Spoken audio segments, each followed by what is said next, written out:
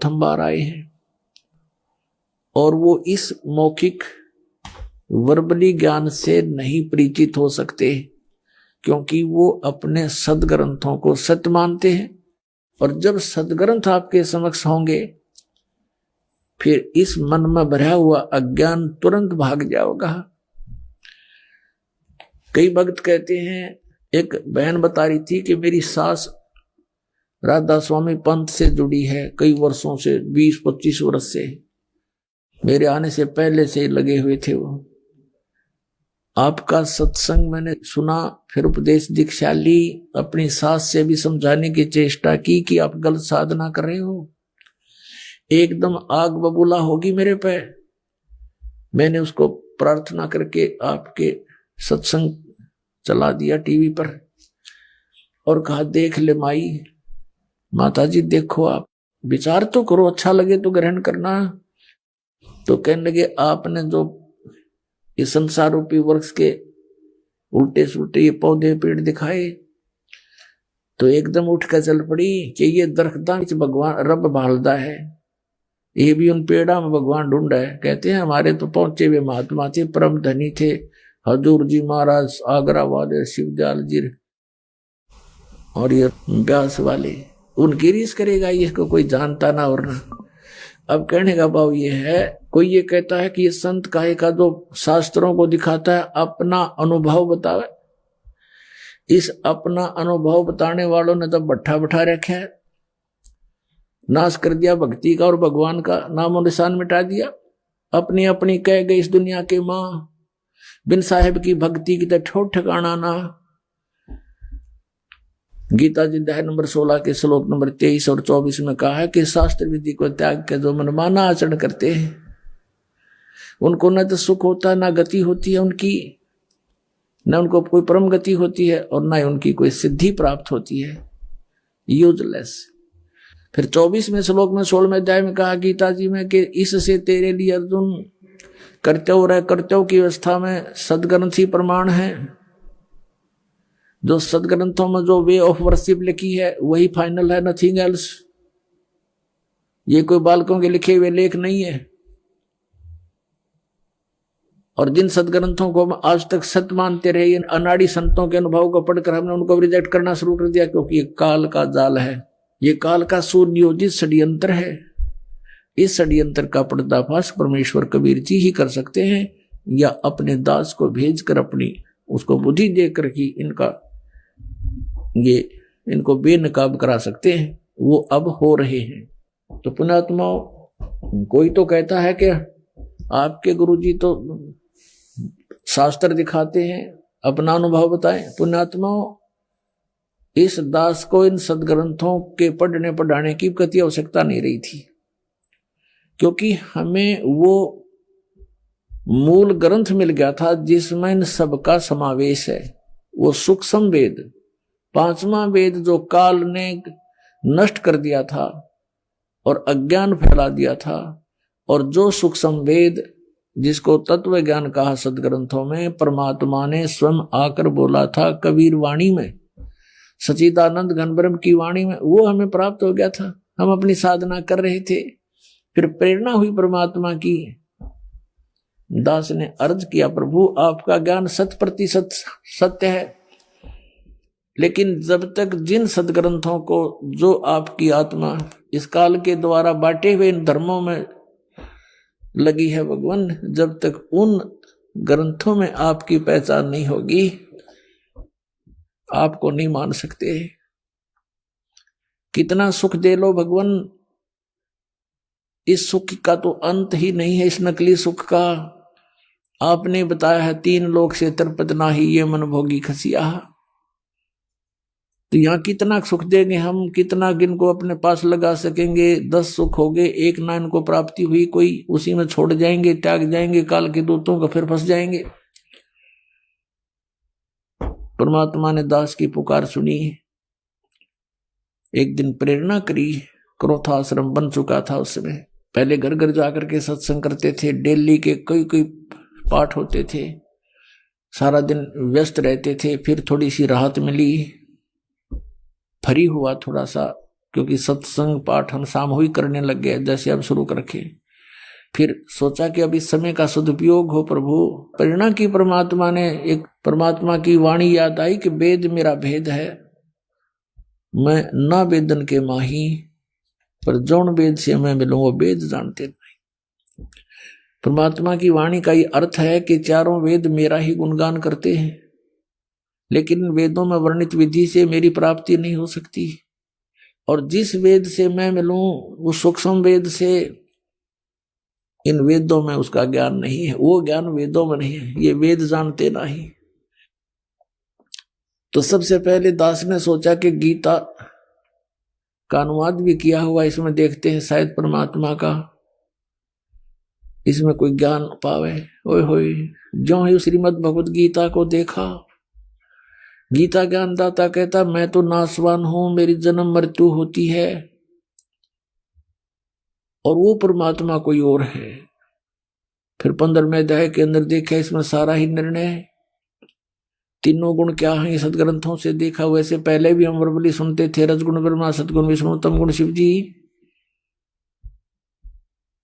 एकदम जैसे भूखे न भोजन, निर्धन को धन मिल जावा, फूला नहीं समाया करे, ऐसी दास की उमंग होगी।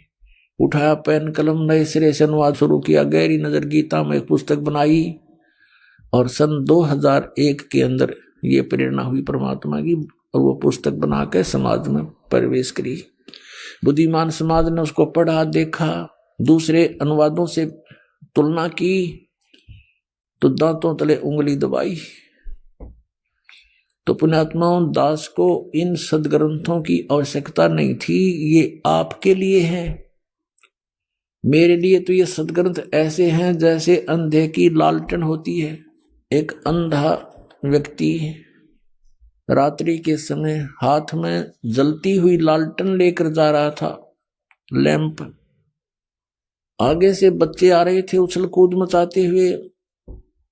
उस अंधे ने आवाज लगाई, बेटा देखना, देखना मैं अंधा हूं, ध्यान से चलना मेरे पास, देखना बेटा मैं अंधा हूं। अब बच्चों ने देखा कि ये आदमी बतावे अंधा, और लालटेन किस लिए ले रखी है इसने, लैंप किस लिए ले रखा है। निकट आकर के कहने लगे, बाबा क्या सचमुच अंधे हो? आखा बेटा मैं अंधा हूं। फिर लालटेन किस लिए ले रखा आपने? उस अंधे ने उत्तर दिया, तुम आंखों वालों के लिए, कहीं मेरे में टक्कर ना मार दो, बुढ़े आदमी ने घेर दो कि तुम आंखों वालों के लिए है कि मुझसे बाईपास हो जाओ, मुझे ना तंग करो, मैं गिर ना जाऊं, मुझ में टक्कर ना मार दो, मुझे तो दिखता नहीं। तो कहने का भाव ये है पुण्यात्माओं, ये जो सदग्रंथ है प्रत्येक धर्म के, तो उन अनुयायियों के लिए वो शिरोधार्य हैं।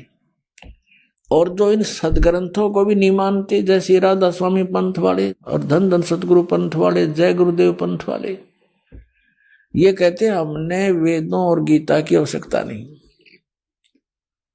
हमारा ज्ञान तो वेदों और गीता से आगे का है। हमारे तो परम धनी है, उन्हें जो वचन बोल दिए वो हमारे लिए सत्य है।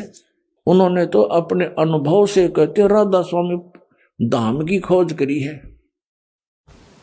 फिर अमेरिका खोज दिया और राधा स्वामी धाम।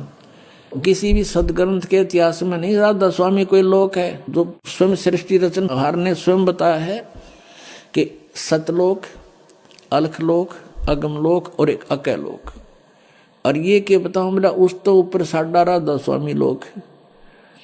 और वो राधा स्वामी लोक बताने वाला भूत बनकर अपनी शिष्या उस बुक्की में लौट रहा, राधा स्वामी लोक उनका वह बुक्की बन गई। फिर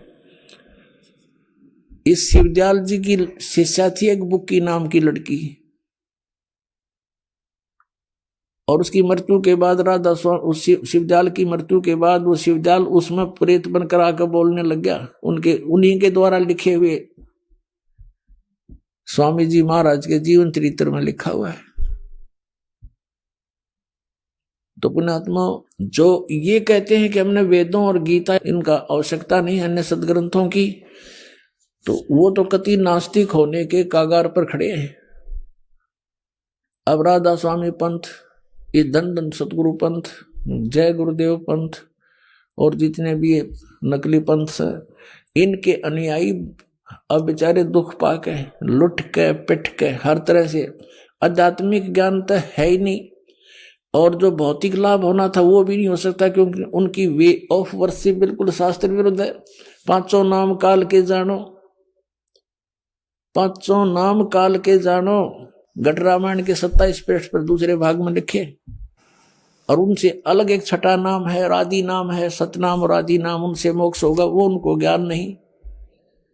तो इस प्रकार जो अपने सदग्रंथों से परिचित हैं, सदग्रंथों से कितने परिचित हैं कि वो ये मानते हैं कि हमारे सदग्रंथ हमारे धर्म के, हमारे लिए पूज्य हैं, मान्य हैं, इनमें जो लिखा वो सत्य है। तो उन पुण्यात्माओं को समझाना भी 2 मिनट की बात है कि जैसे हम पहले लोक वेद सुना करते, दंत कथा, श्री ब्रह्मा जी, श्री विष्णु जी, श्री शिव जी, ये अजर अमर है, इनके कोई माता पिता नहीं, सर्वेश्वर महेश्वर कालज मृत्युंजय, इनका कोई रचनहार नहीं, सर्वेश्वर है, ये था लोक वेद। और हम ये भी सुनते थे कि ये ज्ञान ये महापुरुषों ने सदग्रंथों को पढ़कर हमें सुनाया है, क्योंकि उस समय हम अपने सदग्रंथ नहीं पढ़ सकते थे। आज परमात्मा ने सबसे पहले तो हमारी आंखें बनवाई, यानी हमें ये ज्ञान दिया, अक्षर ज्ञान दिया। इस अक्षर ज्ञान के आधार से अब हम अपने सदग्रंथों को स्वयं देखेंगे, फिर हम किसी की लोक वेद पर आधारित नहीं रह सकते। तो वो धन्य है वो पुण्यात्मा जो अभी तक अपने सदग्रंथों में विश्वास लिए हुए हैं।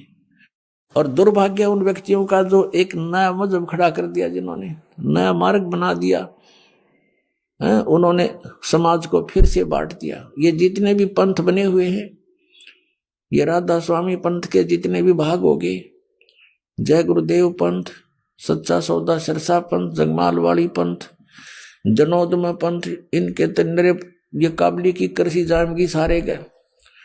अब ये कुछ दिनों में राजनीतिक स्टंट बन जाएंगे, अलग से मजहब बन जाएंगे। अगर ये मार्ग मालिक का ऊपर नहीं आया तो और कई भागों में मनुष्य समाज बट जाएगा। लेकिन अब मालिक का आदेश है कि सभी धर्म और सभी ये पंथ एक हो जाएंगे, इस ज्ञान के आधार से एक होंगे और पूरे विश्व में ये तत्व ज्ञान फैलेगा। सब प्यार से रहा करेंगे। ये माया की जो हवस, और ये काल क्या दांव लगाता है,